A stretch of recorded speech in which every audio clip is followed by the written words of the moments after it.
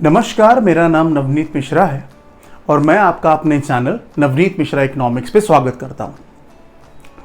तो आज हम इस वीडियो में क्या पढ़ने वाले हैं, आज हम कौन से टॉपिक को डिस्कस करेंगे। तो आज हम जिस टॉपिक को डिस्कस करेंगे वो टॉपिक है सेंट्रल प्रॉब्लम की थर्ड प्रॉब्लम, यानी कि एलोकेशन ऑफ रिसोर्सेज जो सेंट्रल प्रॉब्लम है उसकी हम थर्ड प्रॉब्लम को डिस्कस करेंगे। और वो प्रॉब्लम क्या है, फॉर होम टू प्रोड्यूस।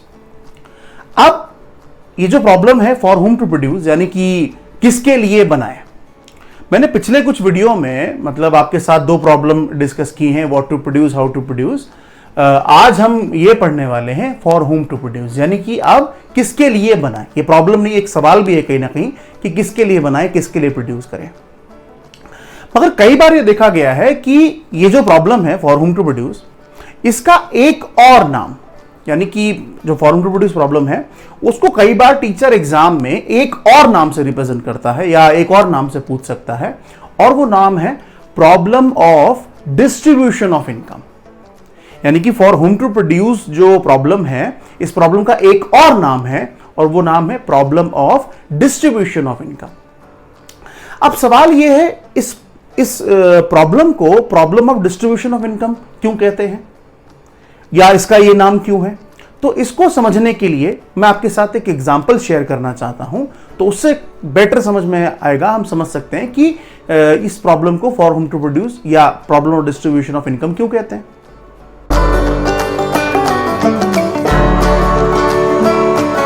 तो सबसे पहले जो टर्म है फैक्टर्स ऑफ प्रोडक्शन, उसको हमें समझना पड़ेगा कि फैक्टर्स ऑफ प्रोडक्शन कितने या उनके क्या नाम है। जैसे मान लीजिए जब हम फैक्टर्स ऑफ प्रोडक्शन की बात करते हैं कि फैक्टर्स ऑफ प्रोडक्शन क्या है, तो उसमें हम जो इंक्लूड करते हैं वो पहला फैक्टर्स ऑफ प्रोडक्शन में लैंड है, दूसरा लेबर है, तीसरा कैपिटल है और चौथा एंटरप्रेन्योर है। यानी कि इन चारों को हम फैक्टर्स ऑफ प्रोडक्शन कहते हैं। इसका मतलब यह है कि अगर हम किसी भी चीज को प्रोड्यूस करना चाहते हैं, किसी भी चीज को बनाना चाहते हैं, तो हमें लैंड, लेबर, कैपिटल, एंटरप्रेन्योर की जरूरत पड़ेगी। ये हमारे फैक्टर्स ऑफ प्रोडक्शन है। मगर सवाल यह है कि क्या ये फैक्टर्स ऑफ प्रोडक्शन फ्री में अवेलेबल है? क्या ये फैक्टर्स ऑफ प्रोडक्शन आसानी से अवेलेबल है? Answer is no.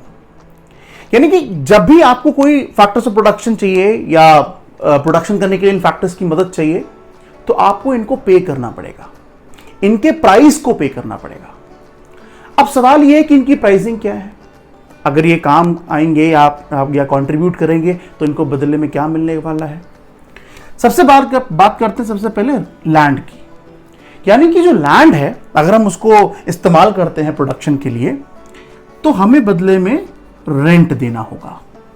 यानी कि लैंड को बदले में हम रेंट देंगे अगर हम इस्तेमाल करेंगे। तो लेबर को हमें वेजेस देना होगा, कैपिटल को बदले में इंटरेस्ट देना पड़ेगा, कैपिटल को इंटरेस्ट देना पड़ेगा, और एंटरप्रेन्योर को बदले में प्रॉफिट चाहिए।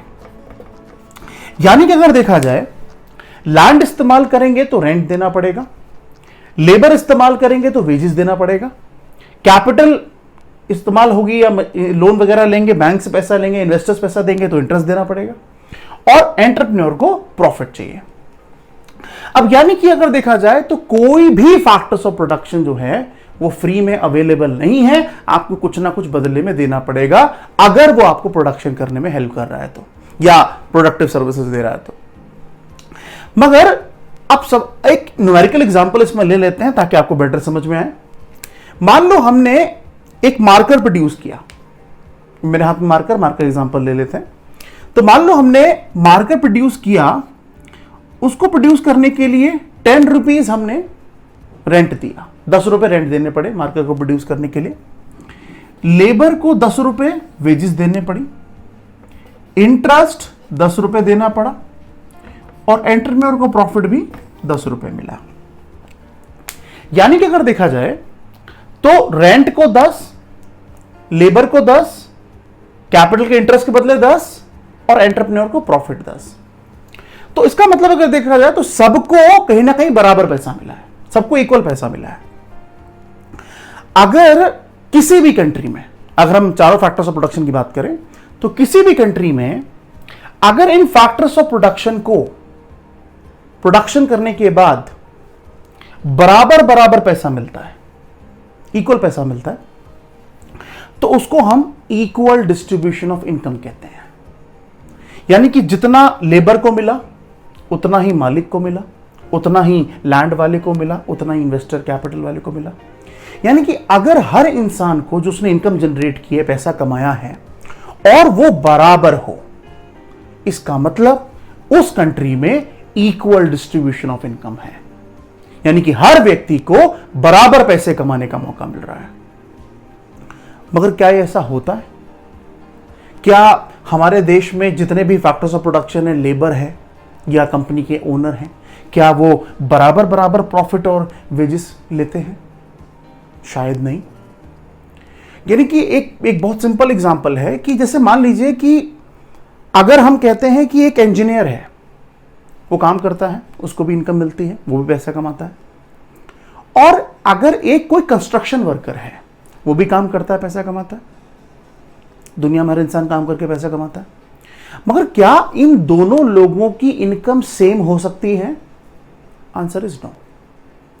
अब अगर सेम इनकम नहीं जनरेट हो रही है, कुछ लोग ज्यादा पैसे कमा रहे हैं, कुछ लोग कम पैसे कमा रहे हैं, इस तरह इक्वल नहीं है, इसका मतलब वहां पर इनकम जनरेट तो हो रही है, उस देश में इनकम जनरेट तो हो रही है, मगर जो इनकम का डिस्ट्रीब्यूशन हो रहा है, जिस तरीके से लोग पैसे कमा रहे हैं, वो इक्वल नहीं है, बराबर नहीं है।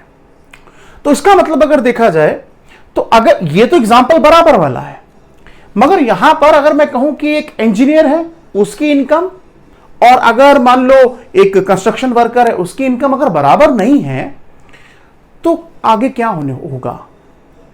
क्या क्या चैलेंजेस, क्या क्या प्रॉब्लम आएंगी, उसको जरा समझते हैं।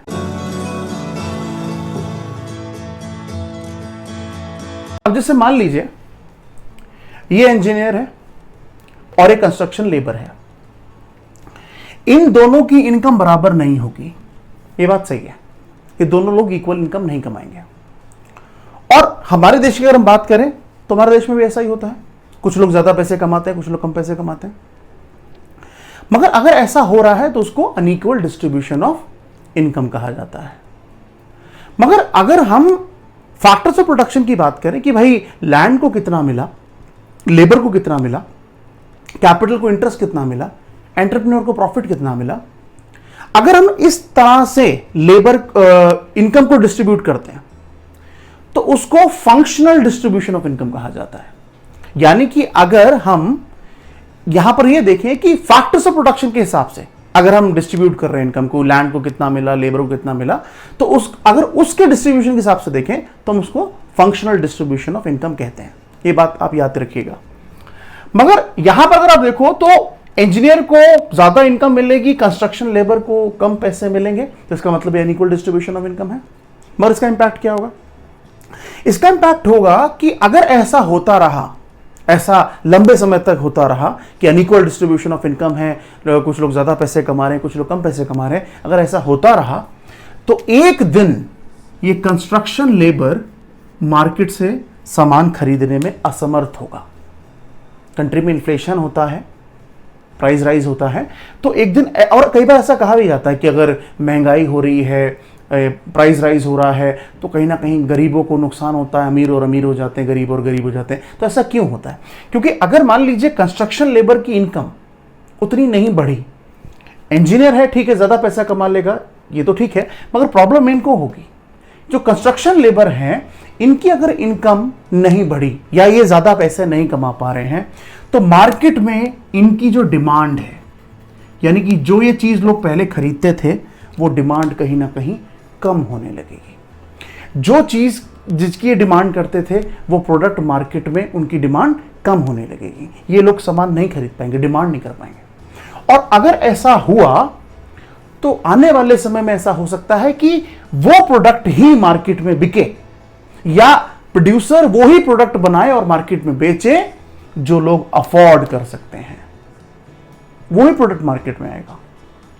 यानी कि अगर देखा जाए तो अगर ये लोगों की इनकम नहीं बढ़ी, क्योंकि ये जो तबका है, जो लेवल है लोगों का, यहां पर ये कम इनकम कमाते हैं, कम पैसा कमाते हैं, तो अगर इनकी इनकम नहीं बढ़ती है या ये ज्यादा पैसा नहीं कमाते हैं, तो जो प्रोडक्ट की डिमांड ये करते हैं मार्केट में जाकर, वो डिमांड कहीं ना कहीं कम हो जाएगी।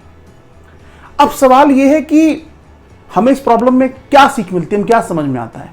समझ में आता है कि कहीं ना कहीं कुछ ऐसे कदम उठाने चाहिए, कुछ ऐसे स्टेप्स लेने चाहिए ताकि ये लोगों की डिमांड मार्केट में खत्म ना हो, ये लोग कहीं ना कहीं अपनी बेसिक नीड्स को फुलफिल कर पाए। तो इस तरीके से इनकम को डिस्ट्रीब्यूट करना है। अब सवाल यह है कि इस प्रॉब्लम में हमने कहा कि अगर मान लीजिए फैक्टर्स ऑफ प्रोडक्शन के हिसाब से, लैंड, लेबर, कैपिटल, एंटरप्रेन्योर के हिसाब से अगर डिस्ट्रीब्यूशन हो रहा है इनकम का, तो आप उसे फंक्शनल डिस्ट्रीब्यूशन ऑफ इनकम बोल दीजिएगा। मगर अगर हम ग्रुप के हिसाब से बात करें, अगर लोगों का जो ग्रुप है, ग्रुप के हिसाब से, पीपल के ग्रुप के हिसाब से डिस्ट्रीब्यूशन हो रहा है, तो उसको हम पर्सनल डिस्ट्रीब्यूशन ऑफ इनकम भी कह सकते हैं। तो दो तरीके से डिस्ट्रीब्यूशन होता है इनकम का। एक तो आप फैक्टर्स ऑफ प्रोडक्शन के हिसाब से उसे फंक्शनल बोल दीजिए, और लोगों के हिसाब से, पीपल के हिसाब से आप उसे पर्सनल डिस्ट्रीब्यूशन ऑफ इनकम बोल दीजिए। मगर इन दोनों ही डिस्ट्रीब्यूशन अगर आप देखें तो ऐसा बाहर निकल के जरूर आएगा, ये कहीं ना कहीं कंक्लूजन आएगा कि कुछ लोग ज्यादा पैसा कमा रहे होंगे और कुछ लोग कम पैसे कमा रहे होंगे, कम इनकम जनरेट कर रहे होंगे। और अगर ऐसा होगा तो ये लोगों की डिमांड, जिन चीजों को वो खरीद रहे थे, मार्केट से बाय कर रहे थे, परचेसिंग पावर थी इसलिए बाय कर रहे थे, वो डिमांड कहीं ना कहीं डिक्लाइन होने लगेगी, फॉल होने लगेगी। और अगर ऐसा हुआ तो आने वाले समय में प्रोड्यूसर उन्हीं चीजों को प्रोड्यूस करेंगे, मार्केट में वही चीजें प्रोड्यूस होकर आएंगी जो लोग खरीद सकते हैं, या कहीं ना कहीं इन लोगों की जो डिमांड है, इन लोगों की जो प्रेफरेंसेस हैं, जो वो खरीदना चाहते हैं, वही मार्केट में सामान बिकेगा, बाकी सामान खत्म हो जाएगा या सेल नहीं होगा।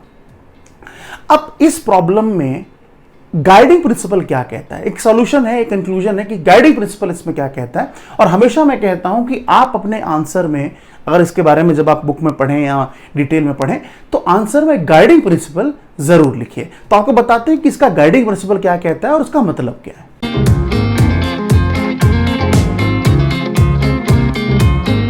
तो इस प्रॉब्लम का जो गाइडिंग प्रिंसिपल है वो क्या कहता है, सबसे पहले पढ़ते हैं गाइडिंग प्रिंसिपल क्या कहता है। लिखा है, ensure that urgent wants of each factor are fulfilled to the maximum possible extent. यानी कि ये जो लाइन इस वक्त आपको बोर्ड पे दिखाई दे रही है, ये इस प्रॉब्लम का गाइडिंग प्रिंसिपल है। अब इस लाइन का मतलब क्या है? ये लाइन कहती है कि हमें इस बात का ध्यान रखना चाहिए, हमें अपने देश की जो इनकम है, जिसको हम नेशनल इनकम कहते हैं, देश की इनकम है, उसको हम इस तरीके से डिस्ट्रीब्यूट करें, हम इस तरीके से फैक्टर्स ऑफ प्रोडक्शन को दें या लोगों को दें, जिससे कि हर फैक्टर, हमारे देश में या किसी भी देश में रहने वाला हर व्यक्ति अपनी मिनिमम नीड्स को, अपनी अगर देखा जाए तो अर्जेंट वांट्स, यहां पर देखिए आप वर्ड लिखा है अर्जेंट वांट्स, यानी कि हर फैक्टर, हर व्यक्ति कम से कम उसको इतनी इनकम तो दे दो कि वो अपनी अर्जेंट वांट्स को फुलफिल कर पाए। यानी कि डिस्ट्रीब्यूशन ऑफ इनकम या डिस्ट्रीब्यूशन ऑफ नेशनल इनकम इस तरीके से होना चाहिए जिससे कि हमारे देश में जितने भी फैक्टर्स हैं, लैंड, लेबर, कैपिटल, एंटरप्रेन्योर, अब ये सारे लोग मिलकर जब काम करते हैं तो इनकम जनरेट होती है। और जब इनकम जनरेट होती है तो उस इनकम को हम क्या कहेंगे? नेशनल इनकम बोलेंगे, देश की इनकम है, क्योंकि सारे फैक्टर्स ऑफ प्रोडक्शन ने मिलकर इनकम जनरेट की है। मगर अगर उन सब ने मिलकर इनकम जनरेट की है तो हर फैक्टर की अपनी एक कुछ बेसिक नीड्स हैं, अर्जेंट वांट है। तो अगर अर्जेंट वांट है, बेसिक नीड्स हैं, तो कम से कम हम हर फैक्टर को उतना इनकम जरूर दे दें। या फिर आप ऐसे कह सकते हैं कि हम अपनी इनकम को इस तरीके से डिस्ट्रीब्यूट करें, हम अपने देश की जो नेशनल इनकम है उसको हम इस तरीके से डिस्ट्रीब्यूट करें जिससे कि हर फैक्टर अपनी मिनिमम वांट्स, अपनी अर्जेंट वांट्स को फुलफिल कर पाए। यानी कि कहीं ऐसा ना हो कि जो प्रॉफिट है, जो मालिक है, जो ओनर है, वो ज्यादा प्रॉफिट अपने पास रख लें और लेबर को कम पैसे मिले, लेबर को कम इनकम मिले। और अगर ऐसा हमने नहीं रोका और अगर ऐसा होता रहा, ऐसा अनइक्वल डिस्ट्रीब्यूशन ऑफ इनकम होता रहा, तो एक दिन जरूर ऐसा आएगा कि हमारे देश में जो लेबर क्लास लोग हैं, जो मजदूर लोग हैं, उनको उतनी इनकम नहीं मिलेगी, उतने पैसे उनको नहीं मिलेंगे और वो अपनी बेसिक नीड्स, जिसको आप रोटी, कपड़ा, मकान कह सकते हैं, वो भी वो फुलफिल नहीं कर पाएंगे। तो इसीलिए हमें इस प्रॉब्लम में यही देखना है, सिर्फ कंट्री, हमारी कंट्री नहीं, सब कंट्री को यही देखना है कि हमारे देश में जो नेशनल इनकम है, हमारी जो देश की इनकम है, वो किस तरीके से डिस्ट्रीब्यूट हो रही है। क्या अगर वो इस तरीके का डिस्ट्रीब्यूशन है कि जिससे कि हमारे देश में हर व्यक्ति, हर जगह का व्यक्ति, हर लेवल का व्यक्ति, हर फैक्टर अपनी वांट्स को फुलफिल कर पाएगा, क्या अपनी बेसिक नीड्स को फुलफिल कर पाएगा, क्या उसको इतनी इनकम मिल रही है, इसको कहीं ना कहीं देखने का काम हमारी कंट्री या किसी भी कंट्री के सामने है। क्योंकि अगर हमने ऐसा नहीं किया तो एक दिन वो ही प्रोडक्ट मार्केट में बिकेंगे, वो ही सामान मार्केट में बिकेगा जिसको अमीर खरीद सकते हैं, गरीबों की डिमांड गायब हो जाएगी, वो प्रोडक्ट कोई नहीं प्रोड्यूस करेगा। तो इसीलिए याद रखिएगा कि अगर फैक्टर्स ऑफ प्रोडक्शन के हिसाब से डिस्ट्रीब्यूशन होता है इनकम का तो उसे फंक्शनल डिस्ट्रीब्यूशन ऑफ इनकम कहते हैं, मगर अगर ग्रुप ऑफ पीपल के हिसाब से डिस्ट्रीब्यूशन होता है तो उसे पर्सनल डिस्ट्रीब्यूशन ऑफ इनकम कहते हैं। चाहे कोई भी हो, पर्सनल हो चाहे फंक्शनल हो, हमें दोनों ही केसेस में याद रखना है कि लैंड, लेबर, कैपिटल, एंटरप्रेन्योर, ठीक है सबको बराबर इनकम नहीं मिलती, ये बात सही है, मगर हम quite equal distribution of income करें, कम से कम उतना पैसा तो जरूर उस फैक्टर को दे दे कि वो अपनी बेसिक नीड फुलफिल कर पाए।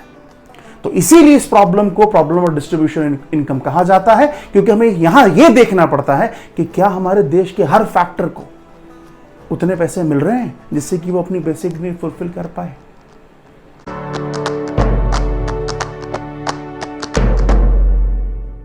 तो अब आपसे मेरी मुलाकात अगले वीडियो में होगी और अगले वीडियो में भी मैं इकोनॉमिक्स का कोई एक इंपॉर्टेंट टॉपिक उठाऊंगा और वो आपको समझाऊंगा या उसके बारे में कुछ इंपॉर्टेंट चीज़ें एक्सप्लेन करूंगा। तो मिलते हैं आपसे अगले वीडियो में, तब तक के लिए नमस्कार।